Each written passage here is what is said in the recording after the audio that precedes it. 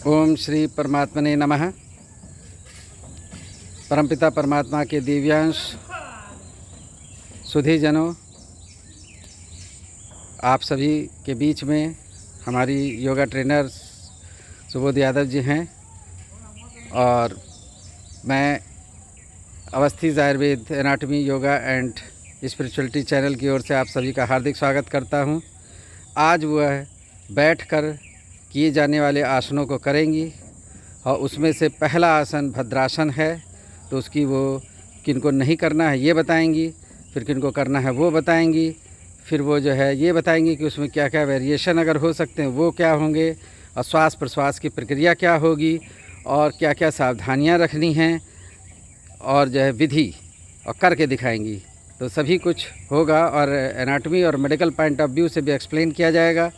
तो अब मैं अपनी योगा ट्रेनर सुबोध यादव जी के पास जा रहा हूँ, जो निष्काम सेवा भाव से बिना कुछ पारिश्रमिक लिए और दिए ये वीडियो बना रही हैं और जो इस चैनल पर अपलोड किया जाएगा। अब मैं योगा ट्रेनर सुबोध यादव जी से निवेदन करूंगा कि वह दोनों हाथ नमस्कार मुद्रा में हृदय चक्र पर वंदना करेंगी। लंबी गहरी श्वास के साथ 3 बार ओमकार का उच्चारण।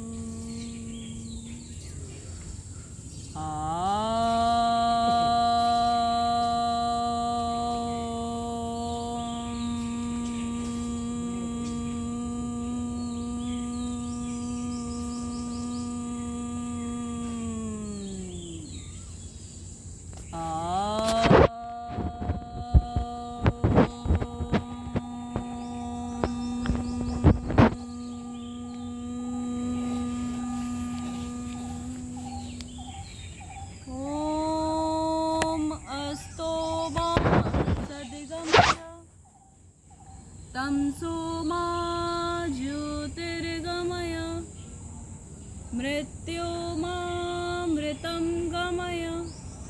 ओम शांति शांति शांति।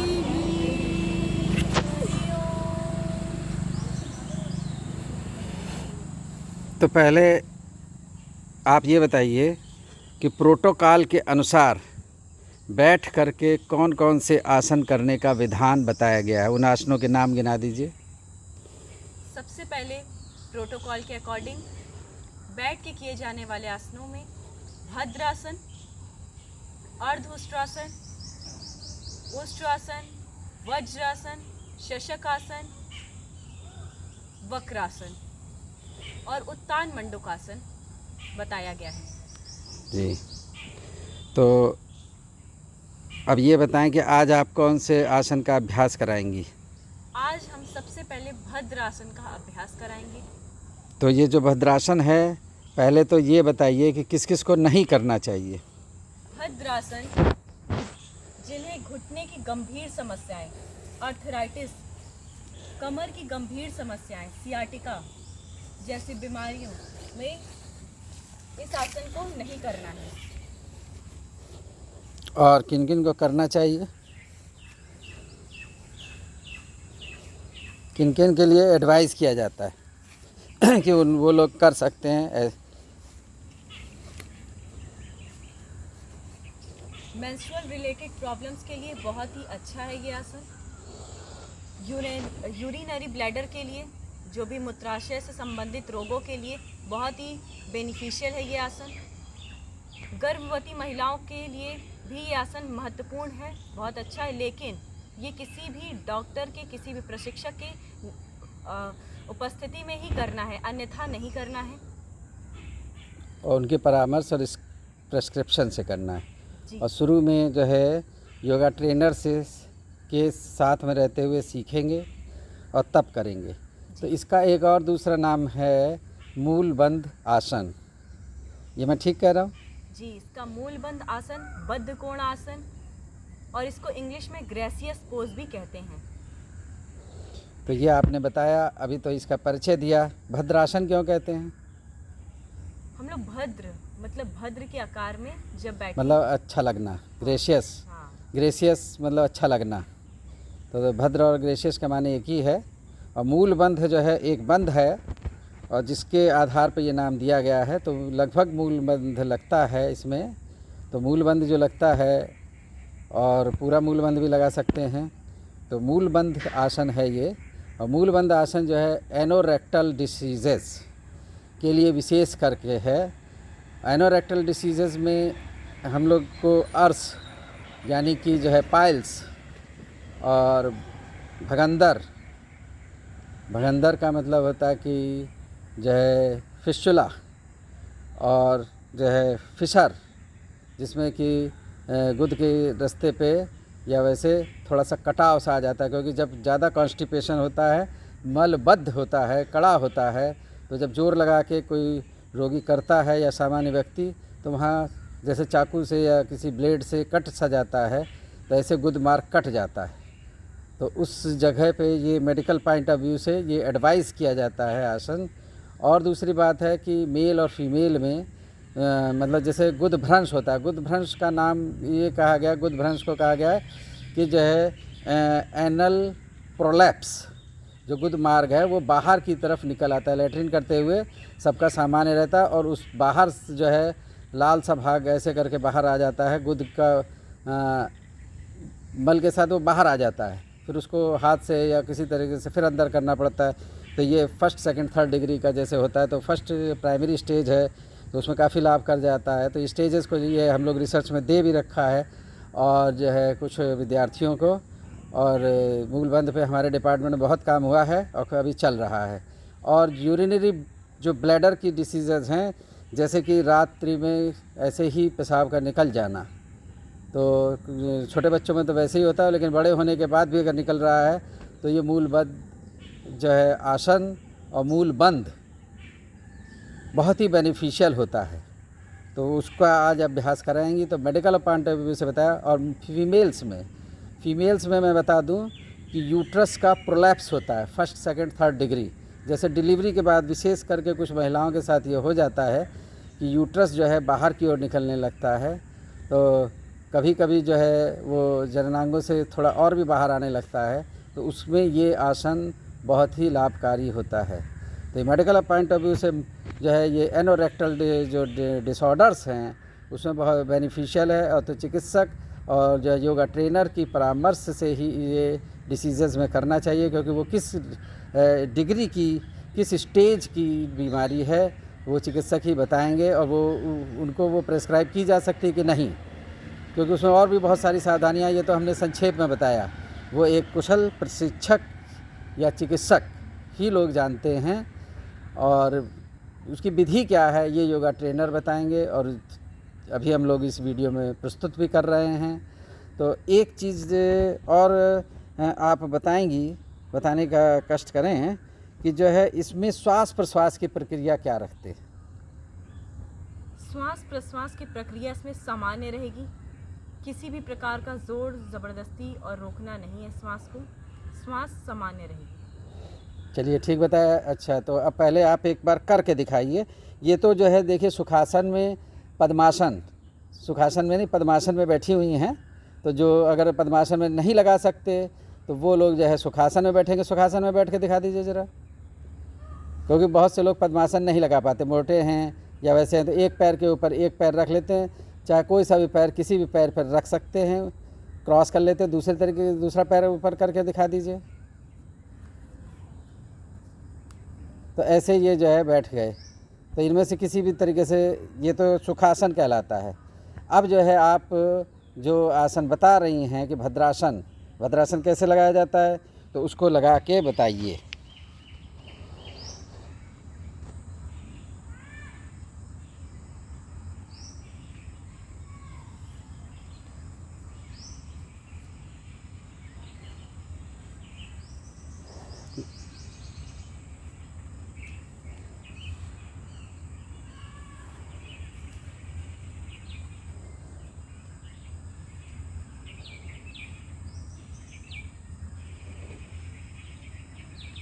This is the final stage. मैंने एक्सप्लेन नहीं किया तो उन्होंने किया, फिर से सामान्य अवस्था में आ जाइए, सुखासन में, क्योंकि लोग सुखासन ही करते हैं, सुखासन में आइए। तो सामान्य अवस्था कैसे आते हैं इस आसन से, वो इन्होंने दिखाई।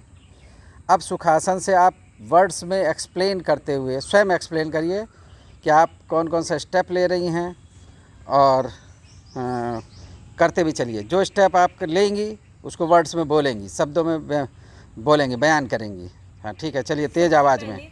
हम दोनों पैरों को सामने की ओर खोल लेंगे।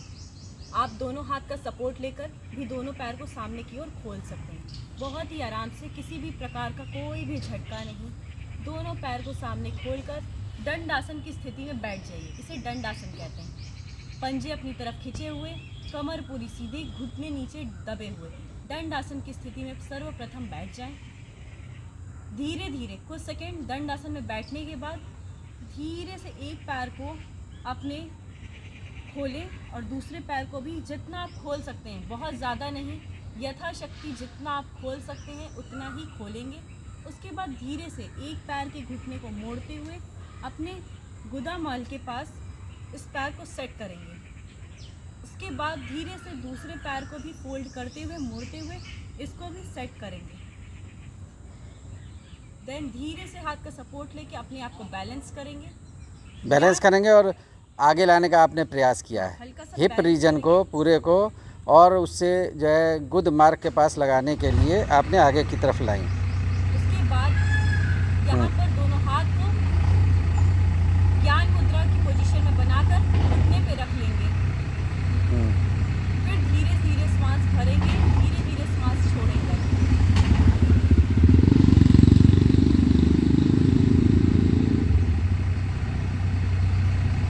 तो 5 सेकंड से लेकर 2 मिनट तक का अभ्यास है, और ज़्यादा भी लगा सकते हैं। और लेकिन मूल बंद कैसे लगाया जाता है, अब वो मैं बता दूं कि इसी अवस्था में, जैसे ये अवस्था है तो इसी अवस्था में, क्योंकि जो गुद मार्ग है या पेरिनियल रीजन है, तो ये पैरों की एड़ी उसको सटाते हैं, उसके पास ले जाते हैं, जितना ज़्यादा से ज़्यादा जा सकता है। और फिर उसके बाद जो है गुद मार्ग का संकोच करते हैं, जैसे कि गाय और भैंस में होता है कि पहले तो वो मल को त्यागती है एनिमल, और फिर वो जो है गुद का संकोच करते हैं। तो जिस टाइम वो संकोच कर रहे होते हैं तो गुद मार्ग सिकुड़ता है। इसी तरीके से जो है गुद मार्ग को, पेरिनियल रीजन को ऊपर की तरफ खींचना है अपने आप, वो दिखेगा नहीं, वो करना है। और उसको फिर उसको होल्ड करना है।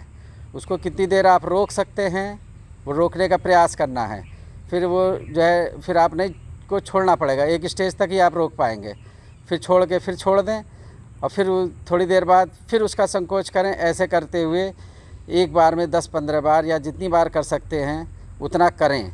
तो ऐसा दिन में 3-4 बार करें, जिनको कि ये जो मैंने बताया एनोरेक्टल डिसऑर्डर्स है, अर्श है, भगंदर है, और जो है एनल रीजन का प्रोलैप्स है, यानी कि बाहर निकल रहा है, गुदभ्रंश कहते हैं, और गर्भाशय भ्रंश है जो कहते हैं यूट्रस का प्रोलैप्स है।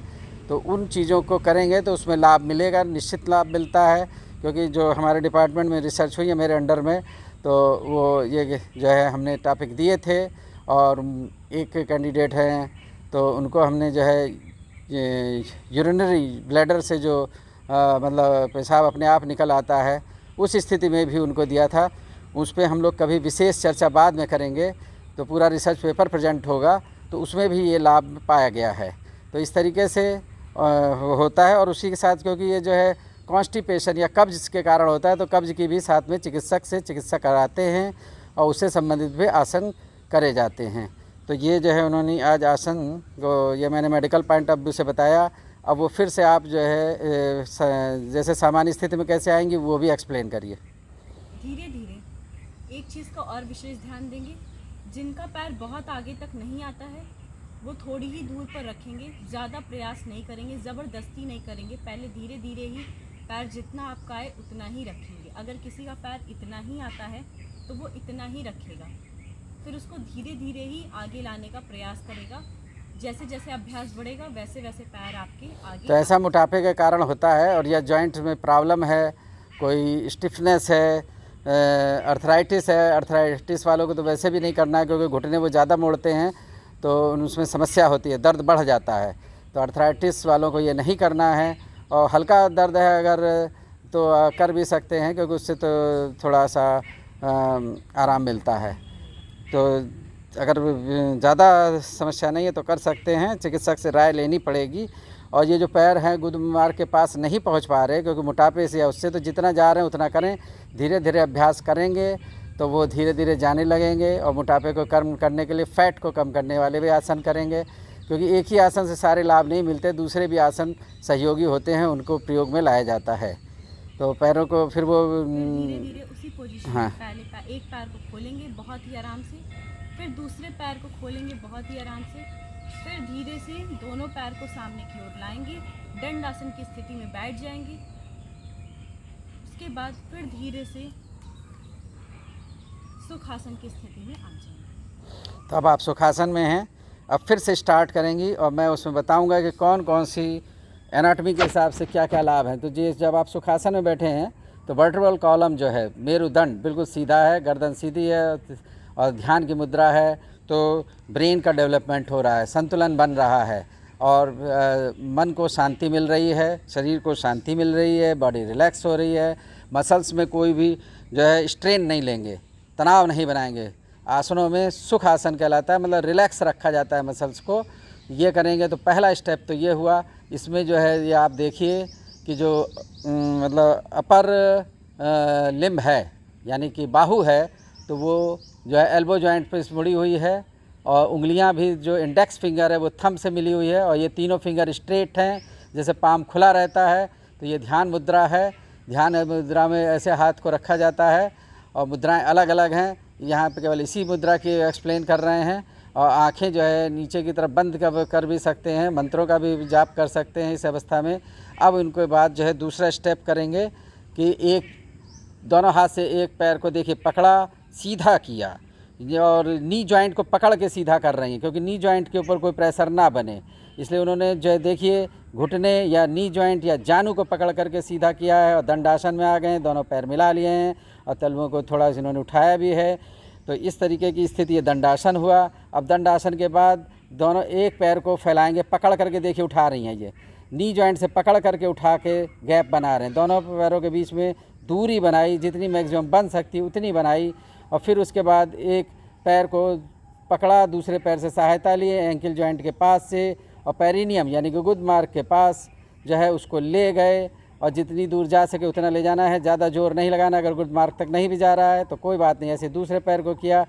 शुरू में आपका गुदा तक नहीं जाएगा, फिर ये देखिए पीछे की तरफ उन्होंने बैठ के फिर से बैठ के सेट करिए, पीछे जो ज़मीन पर हाथ रखा और थोड़ी सी उठी और आगे की तरफ खिसकने का प्रयास किया, जिससे कि वो गैप जो एंकल जॉइंट और पेरिनियम के बीच था वो कम हुआ। और अब जो है फिर से ये ध्यान मुद्रा में आई और अब इस मुद्रा में बैठे बैठे एक तो अभ्यास करना कि कितनी देर इसमें रह सकते हैं, और जब ज़्यादा अभ्यास थोड़ा बैठने का हो जाएगा तो उसी में जो है मूल बंध लगाएंगे, जो मैंने बताया था कि गुदमार्ग को संकोचित करेंगे, ऊपर की तरफ खींचेंगे और फिर छोड़ेंगे, खींचेंगे छोड़ेंगे। तो और बीच में होल्ड भी करेंगे, जैसे जो है कुंभक किया जाता है उसी तरीके से गुदमार्ग को ऊपर खींचा और फिर उसको रोका, जितनी देर रोक सके रोका, फिर छोड़ा, रिलैक्स किया, फिर जो है सिकोड़ा, फिर जो है रोका, फिर छोड़ा। तो ये जो है मूलबंध की स्थिति हुई। और मूलबंध जो है सर्वप्रथम बंध है, क्योंकि जो है मूलाधार चक्र पर है यह है। तो मूलाधार चक्र को साधने में मूलबंध का बहुत बड़ा रोल है। इसे मूलाधार क्यों कहते हैं तो ये मैं बता दूं, क्योंकि ये जगत का मूल आधार है, ये सृष्टि का मूल आधार है। यहाँ पे जेनेटल ऑर्गन्स हैं और सृष्टि का निर्माण, प्रजनन शक्ति यहीं पर है और जो है उसकी शुद्धता बहुत आवश्यक है, उसमें कोई रोग ना हो और तभी जो है संतति उत्पन्न होती है और जो है स्वस्थ संतति होती है और कोई भी डिलीवरी में कोई प्रॉब्लम नहीं होती। इसलिए फीमेल्स के लिए तो बहुत ही इम्पॉर्टेंट है और उनको अभ्यास करना चाहिए, क्योंकि जो है डिलीवरी में कोई प्रॉब्लम ना हो। उसके बाद और भी आसन उससे संबंधित तितली आसन इसी में लगाया जाता है, तो वो सब बाद में चर्चा करेंगे। तो अभी तो इतनी, फिर ये वापस अपनी पोजीशन में चल रही हैं। एक हाथ से, एक पैर को दोनों हाथ से पकड़िए और फिर उसको सीधा कर लीजिए, और फिर वो घुटने तक देखिए हाथ लगा के उसे स्थिर किया। फिर दूसरे पैर को पकड़ा, घुटने पे एक हाथ रखा और एक जो है एंकल पर, और फिर दोनों को सीधा किया। फिर थोड़ा सा उठ के पीछे देखिए बैक के सहारे से ज़रा सी उठी, दोनों पैरों को पास में मिलाया और जो है फिर उठ के संतुलित किया, और फिर जो है सुखासन की तरफ चलेंगी। तो फिर पैरों को पकड़ा और पास में किया और फिर किया, तो ये सुखासन में आए। तो दोनों पैरों को पकड़ के सुखासन में आ गए। और फिर खड़े होने की स्थिति भी बता दीजिए कि खड़े कैसे होते हैं फिर इसी में, क्योंकि बैठेंगे तो खड़े भी होंगे, खड़े होकर कुछ काम करना होगा ना। तो एक पैर से ये सीधा किया देखिए ऐसे, फिर दूसरे से सीधा किया, हिप के नीचे दोनों पैरों को लाए, और फिर ये तो वज्रासन हुआ। फिर ये ऊपर उठना चालू किया। तो ये प्रॉपर वे है कि कैसे उठेंगे। और फिर एक पैर को देखिए रखा आगे की तरफ, और फिर जो है उठा, और दूसरे पैर को भी, दूसरे पैर पे संतुलन बनाते हुए फिर दूसरे पैर को भी आगे लाए, और फिर हाथों को जो है 90 डिग्री पे है तो साइड में लाए, साइड में 90 डिग्री है, और फिर जो है विश्राम की अवस्था में आ गए। अब ये हम खड़े हैं, और इस खड़े अवस्था में अब हम कहीं भी जा सकते हैं, चल सकते हैं। तो चलने से ले करके और बैठने तक। फिर आप बैठने की प्रक्रिया बताइए कि आपसे आप खड़े हैं तो कैसे वो बैठेंगे। ये आगे की तरफ हाथ लाए, फिर ये एक पैर को देखिए पीछे की तरफ मोड़ा, और आगे, और एक को आगे रखा, फिर दोनों को मोड़ा, और फिर जो है ये बैठ गए। और फिर सुखासन कैसे पे आए, तो ये साइड में देखिए हाथ को रखा, एक पैर को खोला, दोनों पैर को आगे लाए, और फिर जो है इस स्थिति को सावधानी से देखिएगा। फिर एक हाथ से खींचा, फिर दूसरे से खींचा, तो ये हुआ। तो ये जो है पूरी प्रक्रिया है। देखिए पहले की प्रक्रिया और अब की प्रक्रिया में अंतर आया। अंतर ये आया कि हमने खड़े होने की स्थिति से चालू किया। तो पहले ये बैठ गई थी, तो लेकिन खड़े हो गई तो आदमी बैठेगा। तो खड़े होकर बैठने की प्रक्रिया को भी जानना है कि वैज्ञानिक विधि क्या है, शास्त्रीय विधि क्या है, योग की विधि क्या है। अब आप जो है एक एक में फिर से खड़े हो सुखासन से बताएं तो मैं जो है मांसपेशियों के नाम बता दूं कि किस किस जॉइंट या किस पे क्या एक्शन हो रहा है मेडिकल पॉइंट ऑफ व्यू से। तो पहले आप जो है सुखासन से देखिए, पैर सीधा किया और ये घुटने पे जो हाथ हैं, तो ये दंडासन में जो मांसपेशियां जो थाई की हैं और काफ मसल्स है, तो थाई की और क्वाड्रिसेप्स, और पीछे पोस्टीरियर साइड में जो है हैमस्ट्रिंग, और मीडियल साइड में एडक्टर, उनको मजबूती मिलती है। और जो है ये जो काफ मसल्स हैं गैस्ट्रोनीमियस और सोलियस को मिलती है। और ये हाथ रखे हुए हैं तो जो पटेला के ऊपर हाथ है, तो नी जॉइंट का जो है पटेला और लिगामेंट को सुरक्षित कर रही हैं, अतिरिक्त उसको सहायता दे रही हैं कि वो बल्ज ना करें, वो बाहर की तरफ खिंचे ना, लिगामेंट्स को मजबूती मिली रहे, लिगामेंट्स में कोई स्ट्रेन ना आए, इसलिए इन्होंने नी जॉइंट के ऊपर हाथ रखा है। उसका वैज्ञानिक विश्लेषण है। फिर इन्होंने पैर को उठाया तो हिप जॉइंट पे ये मोशन हुआ है। ये जो ऐसे उठा के रखा तो हिप जॉइंट को पे इन्होंने जो है मोशन दिया और दोनों पैरों के बीच में गैप किया। फिर ये जो हाथ उन्होंने दोनों देखे, फिर वही जो है नी जॉइंट जानू पे रख रखे हैं। अब एक हाथ से पकड़ेंगे, ये नी जॉइंट की लेग को पकड़ा और नी जॉइंट से फोल्ड किया, और ये एंकल जॉइंट के ऊपर हाथ है देखिए दोनों, और वो पेरिनियम के पास ले गए ऐसे ही। फिर नी जॉइंट के पास लेग से पकड़ा और नीचे से नी जॉइंट और एंकल जॉइंट के बीच से, और उसको लाए, और फिर पीछे जो है सहारे से उठे और उठ के फिर आगे लाए। तो हिप, दोनों हिप को उठाया और उठा के थोड़ा आगे की ओर खिसकाया, जिससे कि एंकल जॉइंट्स से वो मिल सके। और फिर ध्यान मुद्रा में चले गए और फिर ध्यान किया, और फिर जो मैंने प्रक्रिया बताई मूलबंध की कि गुद का संकोच और जो है प्रसार करेंगे। उसके साथ साथ में मतलब एनल रीजन का भी करेंगे, और जो है एंटीरियर साइड में जो है जेनाइटल ऑर्गन्स जो हैं उनका भी करेंगे, तो एनो रेक्टल तो और जेनाइटल ऑर्गन दोनों के ऊपर संकोच को अनुभव करेंगे, ढीला होने को। और जिससे कि ये जो है यहाँ की मसल्स जो है पेरिनियम की हैं, यहाँ 9 मसल्स होती हैं और पेरिनियल बॉडी होती है यहाँ पे, जो उससे वो अटैच रहता है। तो 9 मसल्स को जो है हेल्प मिलती है, वो स्ट्रेंथन होती हैं। और साथ में जो है यूट्रस और एनल कैनाल ये भी जो है स्ट्रेंथन होता है। यूरिनरी ब्लैडर की मसल्स जो होती हैं, यूरिनरी ब्लैडर मस्कुलर है, तो वो उसमें वो भी स्ट्रेंथन होता है, जिससे कि यूरिन अपने आप नहीं निकलता, क्योंकि उसमें जो निकलता है तो यूरिनरी ब्लैडर की वाल या तो वीक होती है या उसको के ऊपर कंट्रोल नहीं होता है। तो उन सब में जो है शक्ति मिलती है। ये रिसर्च में प्रूफ हुआ है, जो हम लोगों ने कराया है, उसके डाटा हैं जो आगे के रिसर्च में प्रस्तुत किए जाएंगे। अब आप आंखें खोलिए और बताइए कि इसी में, या सुखासन में बैठ जाइए कि और आप क्या बताना चाहेंगी इसी के संदर्भ में। जो ये भद्रासन किया, जो ऐसा पॉइंट है जो अभी हम लोग के डिस्कशन में नहीं आया और आपकी मेमोरी में आ रहा है, तो उसको बताएं। घुटने को ज़मीन से लगाने का प्रयास करेंगे, ज़बरदस्ती नहीं। किसी भी आसन में, किसी भी एक्शन में ज़बरदस्ती नहीं करनी, जितना आराम से हो सके। ये तो एक साधक है, परफेक्ट कर पा रही हैं। शुरू में आपका थोड़ा ही होगा, 5-10 डिग्री मुड़ेगा, फिर 20 भी होगा, फिर 25, फिर 30, ऐसे डिग्री होता है, फिर 90 तक आता है। तो इस तरीके से थोड़ा थोड़ा दिनों में, एक हफ्ते में थोड़ा थोड़ा इम्प्रूवमेंट होगा। घबराएं नहीं, आपने साधना चालू की है तो जीरो से आपने स्टार्ट किया है। जो साधक बिगनर लगेंगे तो आपको 100 अंक पाने में, अभी नंबर आने में समय लगेगा। क्योंकि किसी बच्चे ने कोई पढ़ाई चालू की, तो योग चालू किया, तो धीरे धीरे करेगा ना। पहले दिन में तो 100 में 100 नहीं ले आएगा ना, तो इसलिए वो धीरे धीरे वो प्रोग्रेस करेगा। और क्या बताना चाहेंगी? इससे हमारी श्वसन, हमारे फेफड़े मजबूत होते हैं, हमारी रीढ़ की हड्डी सीधी होती है, रीढ़ की हड्डी सही होती है, हमारा ब्रेन एक्टिव होता है, हमारे थाइस के मसल्स, लेग के मसल्स, लेग के और ये मसल्स जो को सोल beneficial है, होता सोल में भी जो है हेल्प मिलती है। जो वहाँ पे हम कहते हैं कि तल हृदय मर्म है, तो वहाँ से सहायता मिलती है। तो इस तरीके से ये जो है संक्षेप में आपको बताया गया, क्योंकि विस्तृत अभी हम बताएंगे तो कम से कम 2-3 घंटे चाहिए। तो हमने करते हुए भी संक्षेप में बताया है। जिन लोगों ने Awasthi's Ayurveda anatomy yoga and spirituality channel अभी तक सब्सक्राइब नहीं किया और वो आज पहली बार देख रहे हैं, तो प्लीज़ सब्सक्राइब करें, अपने मित्रों को, परिजनों को शेयर करें, व्हाट्सएप और जो है टेलीग्राम और फेसबुक पर, और उनसे भी कहें कि वो सब्सक्राइब करें, जिससे ये ज्ञान सबको मिले। और स्वस्थ ही व्यक्ति सक्षम है अनेक कार्य करने में, सारी सिद्धियां पाने में। तो स्वस्थ मन, स्वस्थ तन, ये सब योग से होता है और बिना पैसे के होता है। तो उसका अभ्यास करें, समय निकालें, और स्वास्थ्य ही सबसे बड़ा धन है, परम धन है। तो उसको पाएं और स्वस्थ जीवन बिताएं। अब मैं जो है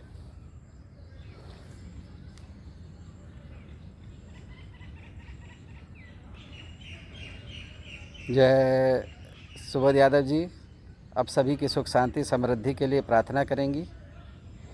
उससे पहले कुछ कहना चाहेंगे आप? संदेश? सर्वप्रथम जैसा सर ने बताया है कि आप किसी भी योगा प्रशिक्षक के अंतर्गत ही निर्देशन में करें, किसी चिकित्सक के निर्देशन में करें, और उसे प्रेस्क्रिप्शन पे करें। उसके प्रेस्क्रिप्शन पे अगर करें। उसने प्रेस्क्राइब नहीं किया है तो आपको नहीं करना है। और आप अभी तक इस चैनल को सब्सक्राइब नहीं किए हैं तो जल्द से जल्द सब्सक्राइब करें, लाइक करें, शेयर करें। और जिनको अगर सहायता की ज़रूरत है, बनारस में है, तो सुबोध जी से कांटेक्ट कर सकते हैं, वो उनको प्रशिक्षण देंगी। अब वो सभी की सुख शांति के लिए प्रार्थना करेंगी। ओम सर्वे भवन्तु सुखिनः, सर्वे सन्तु निरामया, सर्वे भद्राणि पश्यन्तु, मा कश्चित् दुःख भाग् भवेत्। ओम शांति शांति शांति। मैं प्रोफेसर हरिहृदय अवस्थी आप सभी की ईश्वर से सुख शांति और समृद्धि की प्रार्थना करता हूं कि आप सभी स्वस्थ रहें, प्रसन्न रहें, आनंदित रहें। धन्यवाद ये कार्यक्रम देखने का, वीडियो देखने का। जो भी लोग देख रहे हैं उनका हार्दिक धन्यवाद। सुबोध यादव जी को धन्यवाद। और जो है थैंक यू ऑल।